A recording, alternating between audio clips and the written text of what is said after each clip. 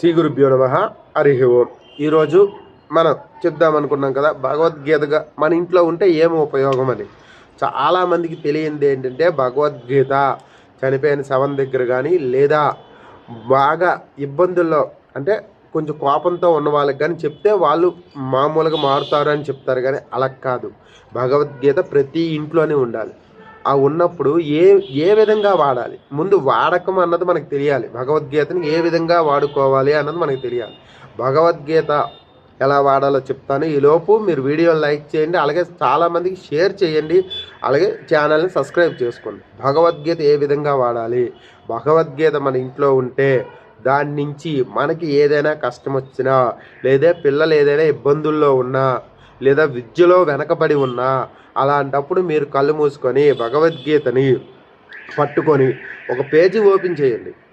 ఆ పేజీలో ఉన్నవి చదవండి. శ్లోకాలు కానీ దాని అర్థాలు కానీ ఉంటాయి కదా, అలాంటివి తీసుకొని వచ్చి అది ఉంచి అది చదవండి. అప్పుడు మీకు తెలుస్తుంది భగవద్గీత వల్ల ఇన్ని ఉపయోగాలు ఉన్నాయా అని. అలా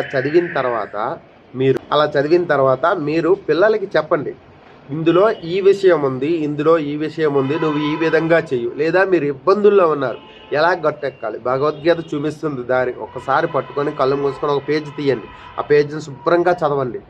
1కి 10 సార్లు చదవండి. అర్థం చేసుకోండి. అర్థం చేసుకొని ఆ విధంగా ముందుకు వెళ్ళండి. మీరు పొరపాటును తీశారు, ఒక పేజీ వచ్చింది. ఆ పేజీలో అర్జునుడికి ఆయన చెప్తున్నది ధర్మో రక్షితి రక్షతః అని చెప్తున్నారు అనుకోండి.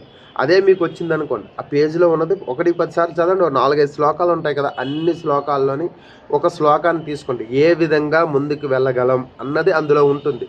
ఎవరిని నమ్మాలి, ఏ విధంగా వెళ్తే దారి చూపిస్తుంది.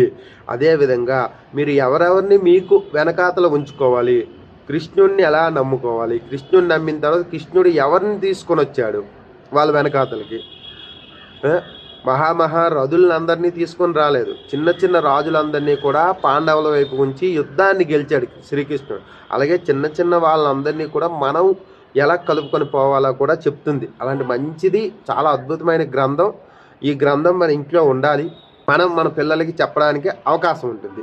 ఇలాంటి మరిన్ని విషయాల కోసం మా ఛానల్ సబ్స్క్రైబ్ చేసుకోండి, ఈ వీడియోని లైక్ చేయండి, చాలామందికి షేర్ చేయండి. భగవద్గీత గొప్పతనాన్ని చెప్పండి, చెప్పడానికి ప్రయత్నించండి చాలామందికి కూడా. జై శ్రీరామ్, జై హింద్, శ్రీమాత్రే నమః.